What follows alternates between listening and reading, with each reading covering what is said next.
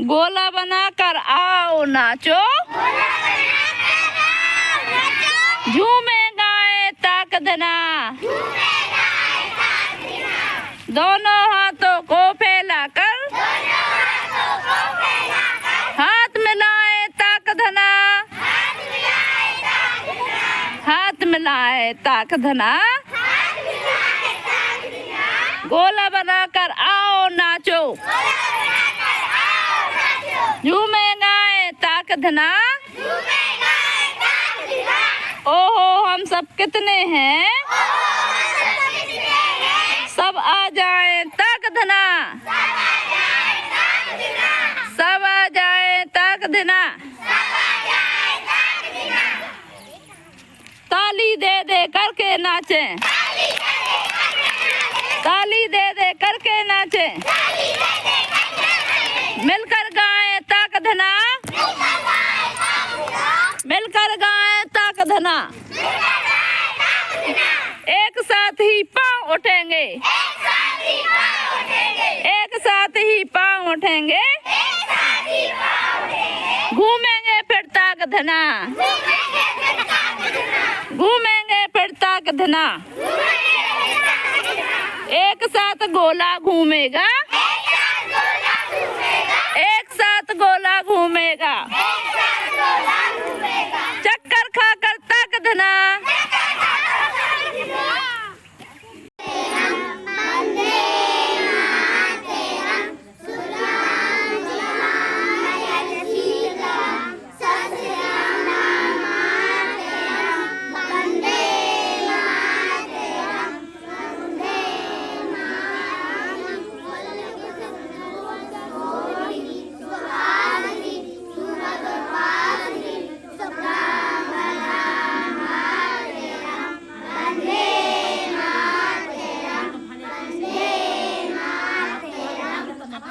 तो नीचे हाथ क्यों सावधान खड़े रहा करो।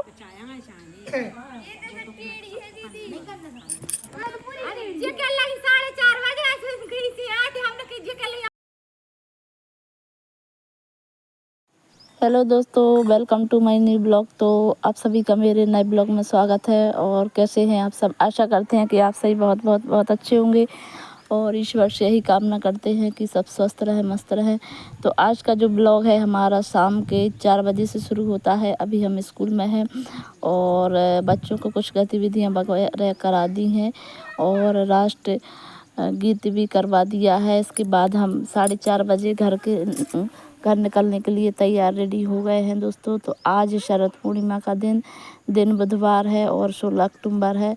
यहाँ पर हमारे खाना बन रहा है। सब्जी रोटी बनाई हुई है आज मैंने, और ये मैंने चौक पूल लिया है दोस्तों, क्योंकि शरद पूर्णिमा की पूजा की तैयारी में यहाँ पर लग गई हूँ। अभी शाम के 7 ही बजे होंगे, लेकिन पूजा का मुहूर्त 9 बजे का है, तो यहाँ मैं तैयारी करके छोड़ देती हूँ दोस्तों। और इसके बाद अभी लड्डू भी मुझे बनाने हैं। प्रसाद थाली, जो पूजा की थाली होती है, वो भी तैयार करनी है। तो इसके यहाँ तैयारी, छत पर तैयारी करने के बाद मैं नीचे जाऊंगी, तो जो भी मेरी और भी तैयारी हैं वो मैं कर लूँगी जाके। तो दोस्तों बने रहे मेरे ब्लॉग में, और मेरा ब्लॉग आपको ज़रा भी पसंद आए तो लाइक करें, शेयर करें, और हमारा चैनल दीपा का लाइफस्टाइल चैनल हमारा सब्सक्राइब कर लें दोस्तों। तो और चैनल पर जो नए हैं वो सब्सक्राइब करें। और एक गुजारिश है आप सभी से कि जो भी आप हमारे वीडियो देखते हैं पूरा फुल वॉच किया करें, आधा ना छोड़ें या फिर बिल्कुल ना देखें, क्योंकि इसमें हमारे जो यूट्यूब पर इम्प्रेशन है वो बहुत ही गलत जाता है दोस्तों। तो प्लीज़ फुल वॉच करें। तो यहाँ पर मैंने चौक बना दिया है आटे से, जो बहुत ही शुभ माना जाता है। गोबर से लिपाई हो और आटे से चौक पूर्णा किसी भी पूजा में हो, उसका बहुत ही महत्व होता है, बहुत शुभ माना जाता है। तो हमारे बुंदेलखंड के रीति रिवाजों में तो दोस्तों चाहे कोई भी शुभ कार्य हो, शादी विवाह, मुंडन हो या फिर कोई भी पूजा हो, तो इस प्रकार का चौक बनाते हैं लीप कर, गोबर से लीप कर। तो जो बहुत ही शुभ माना जाता है। तो आपके यहाँ और दोस्तों क्या क्या रीति रिवाज हैं कैसा करते हैं तो हमें ज़रूर बताइएगा हमारे ब्लॉग में कमेंट्स करके दोस्तों।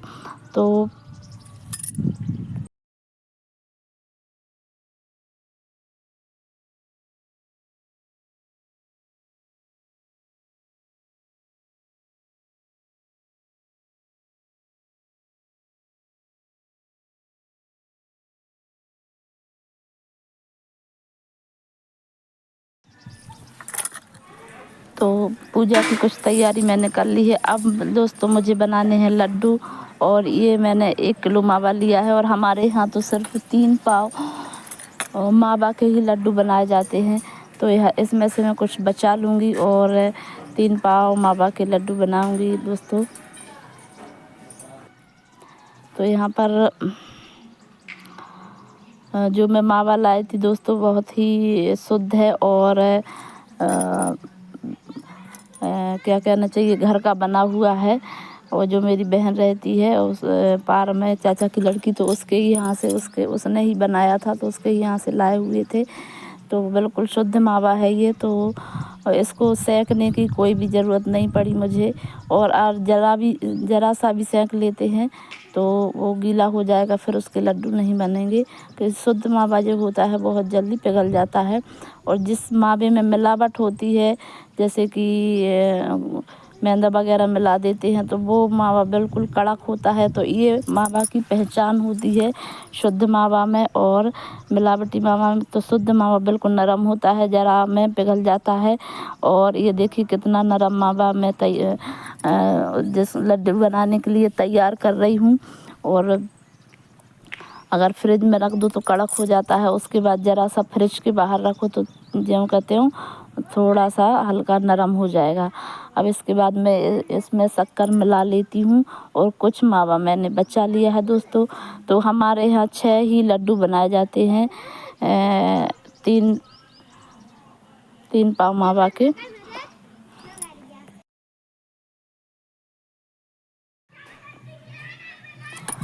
और यहाँ पर मैंने खीर भी बनने के लिए रख दी है, जो गैस पर रखी हुई है अभी, क्योंकि खीर भी बनाती हूँ मैं पूजा के लिए। शरद पूर्णिमा पर खीर का बहुत माना जाता है।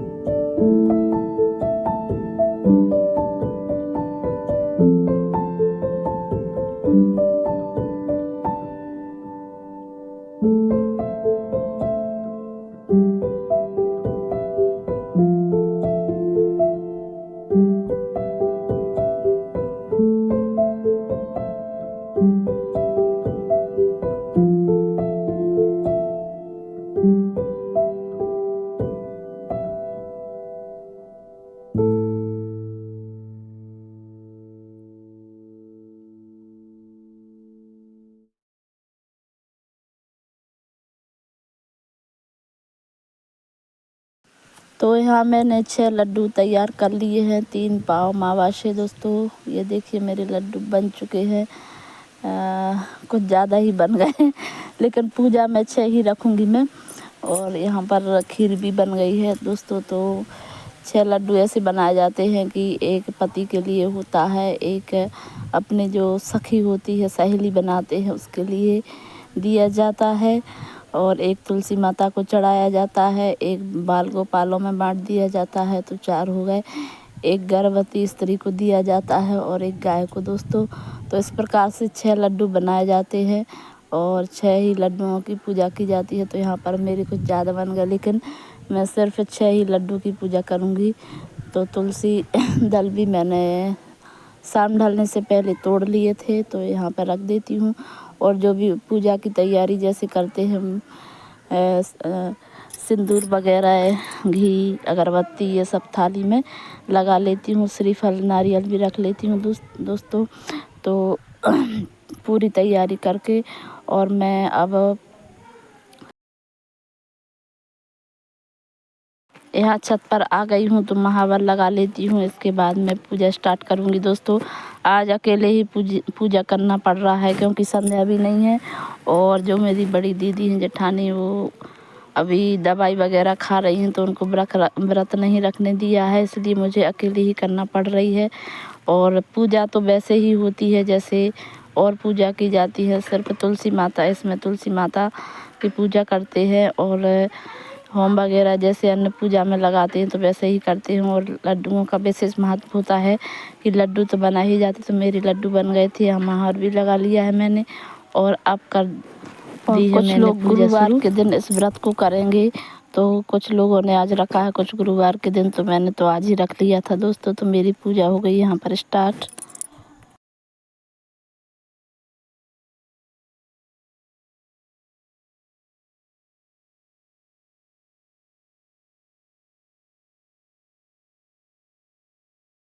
तो सबसे पहले दोस्तों दिया जला लेती हूँ, और यहाँ पर हमारे यहाँ काफ़ी हवा चल रही थी, तो फिर मैंने दीपक तैयार कर लिया था, लेकिन वो हवा के कारण बुझने का डर था, इसलिए मैंने मान्या से दूसरा दीपक बुलवा लिया है। और जो उस पर रखने वाला कांच रहता है उसको भी मैंने मान्या से बुलवा लिया है। ये देखिए मान्या लेकर आई है अभी अभी, तो कह रही है मुझसे ही पूरा काम करवाओ। मैं तो थक गई हूँ सामान ला ला के, क्योंकि काफ़ी देर से वो मेरी हेल्प कर रही थी। और मेरी बेटी है ना जो बहुत ही अच्छी है, हर काम में एक्टिव रहती है, किसी भी चीज़ को मना नहीं करती है कि मैं ये नहीं करूँगी कि ये नहीं करूँगी। पूरा सामान उठा उठा के इधर लाई हुई है छत पर थोड़ी सी प्रॉब्लम हो जाती है सामान लाने ले जाने में, तो इधर पे वो दूसरा दीपक भी उठा के लाई है और ये कांच भी उठा कर लाई है। और जो मैंने पहले दीपक रखा हुआ था दोस्तों वो थोड़ा बड़ा था, तो उसके ऊपर से आ नहीं रहा था वो, तो पहले मैं दीपक जला लेती हूँ, उसके बाद अगरबत्ती जलाऊंगी। अगरबत्ती जलाने के बाद मैं माता को हल्दी चावल कुमकुम से टीका लगा दूंगी और चावल वगैरह छिटक दूंगी। और उनका जो 16 श्रृंगार, माता का जो श्रृंगार होता है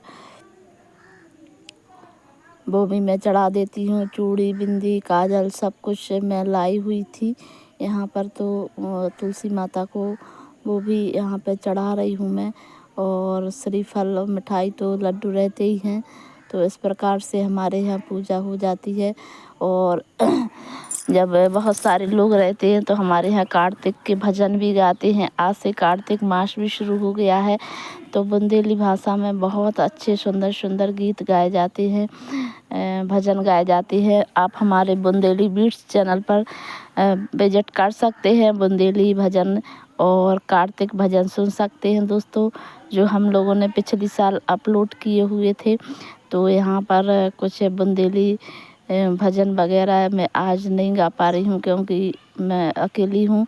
दीदी वगैरह होती तो हम लोग गाते थे हर साल, बहुत अच्छा लगता था। और नीचे आंगन से ही पूजा करते हैं। और तुलसी माता के भजन भी यहाँ पर गाती हैं महिलाएं। तो मैं ऐसे ही आज पूजा कर लेती हूँ, और सब टीका वगैरह लगाने के बाद मैं आरती करती हूँ। आरती और हाँ परिक्रमा भी लगाते हैं। परिक्रमा 5, 11, 21 जिसको जितने भी लगाने हो माता के, तो वो यहाँ तुलसी माता के लगा देते हैं। तो पूजा करने के बाद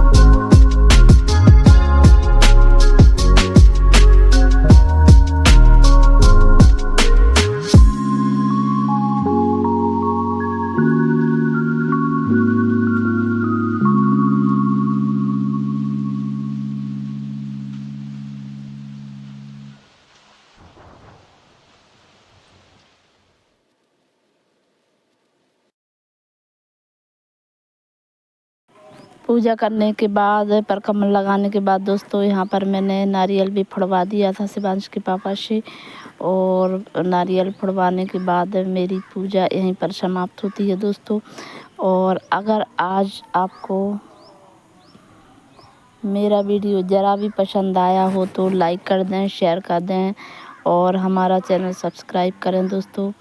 और आपके यहाँ कैसे पूजा की जाती है कमेंट्स में ज़रूर बताएं। तो इसके साथ हम थोड़े से कुछ भजन वगैरह यहीं पर गा लेते हैं। तो आप ये देख रहे हैं वीडियो कि मैं अकेले ही 1-2 भजन मैंने गा लिए थे, आरती मैंने कर ली थी।